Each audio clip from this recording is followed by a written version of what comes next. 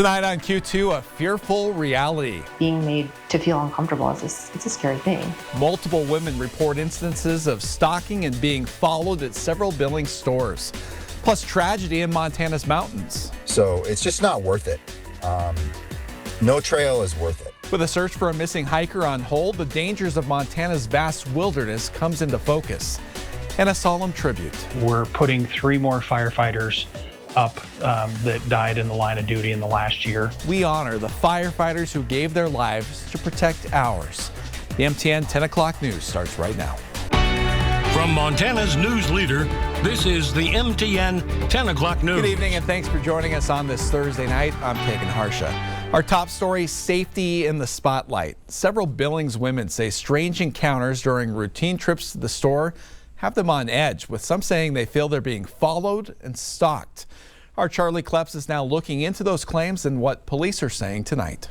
It's a gut feeling. A frightening feeling, all too familiar for women everywhere. Being made to feel uncomfortable it's a scary thing. The feeling of being watched or stalked. It's terrifying. An unfortunate but common scenario, stirring up anxiousness in women around Billings. It was fear, and I just wanted to run and hide. It's very scary. Just because, maybe you're a young teen or a woman, you always have to look over your shoulder. Hallie Knox and Kyla Kinker are among the nearly 70 comments on this Facebook post sharing different scary stories.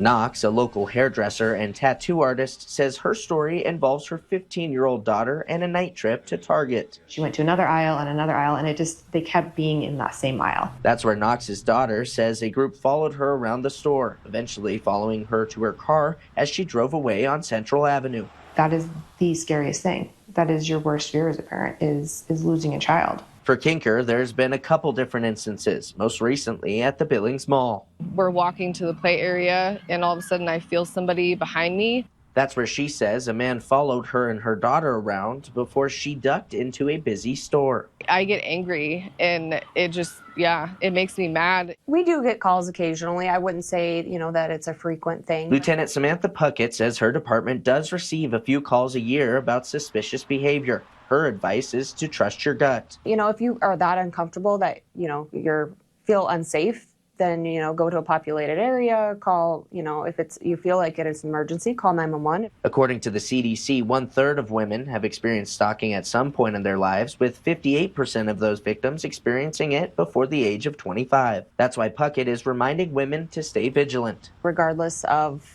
the time of day, to be aware of your surroundings, to not be, looking at your phone. A reminder echoed by Knox and Kinker, knowing the importance of keeping your guard up. It's always better to overreact, because the second that you don't and you just play it off like, oh, it's nothing, that's when something can go terribly wrong. In Billings, Charlie Kleps, MTN News.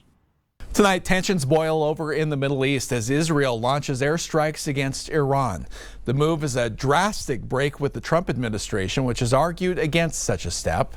The attacks come as the administration's special envoy to the Middle East is planning to meet for a 6th round of talks with Iran about a potential nuclear deal. The Israeli military says these strikes targeted top military leaders as well as the country's nuclear program and long-range missile capabilities. It's believed some of those leaders may have been killed. Iranian state media reports multiple explosions could be heard in Tehran.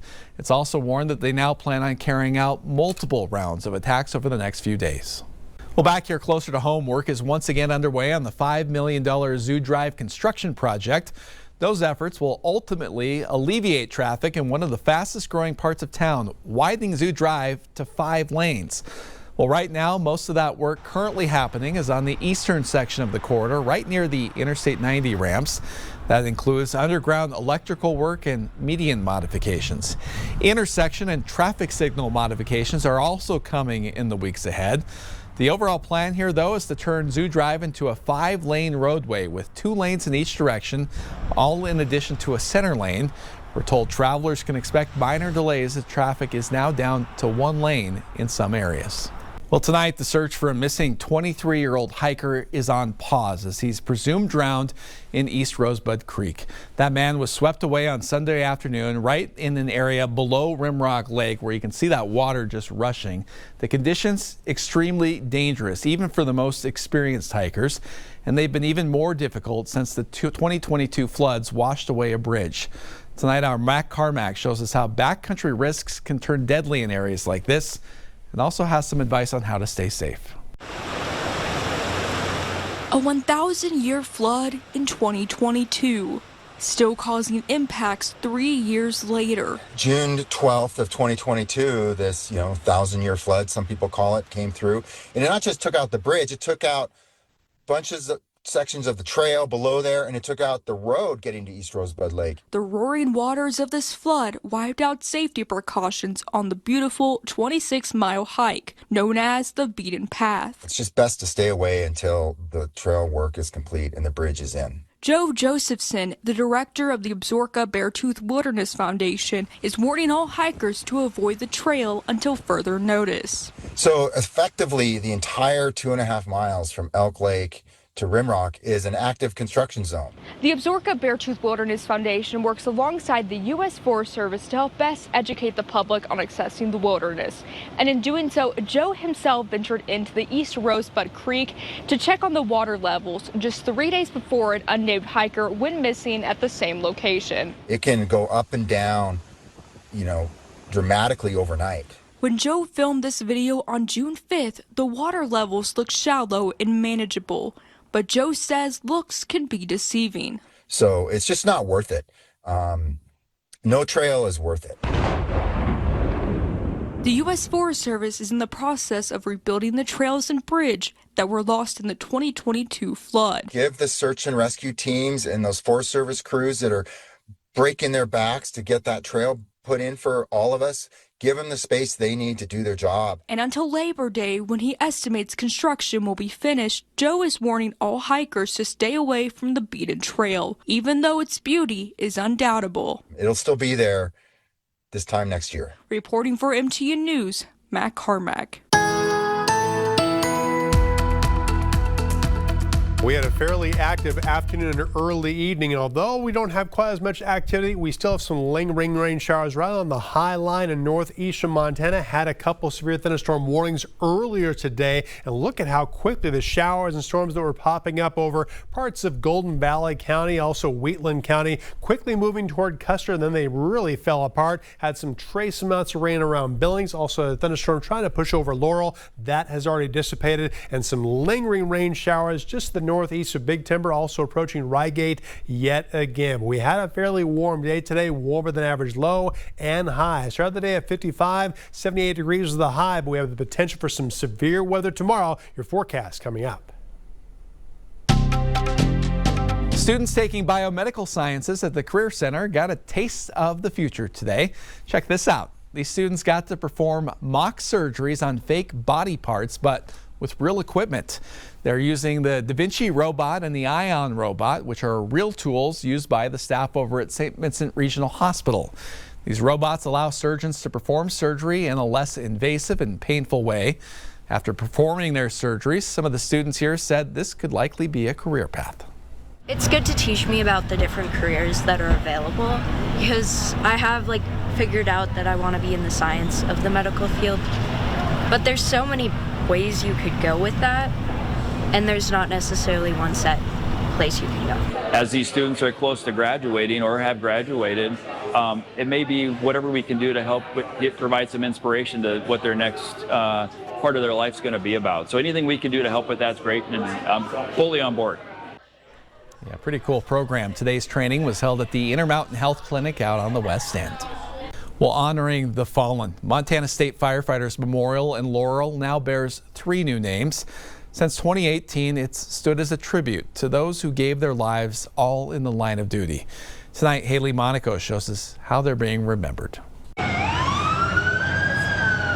the heroes who put their lives on the line. A space where we could recognize those firefighters that gave their life in service to their communities. A special tribute. There's nearly 90 names on the wall now. Very humbling. This year, 3 names of fallen firefighters have been added. One of them is a wildland firefighter out of the Miles City community. And then we have 2 aerial firefighters, a captain from the Montana Air National Guard who lost his life during firefighting operations, and then a pilot who lost her life last year, Juliana, who is from Brazil.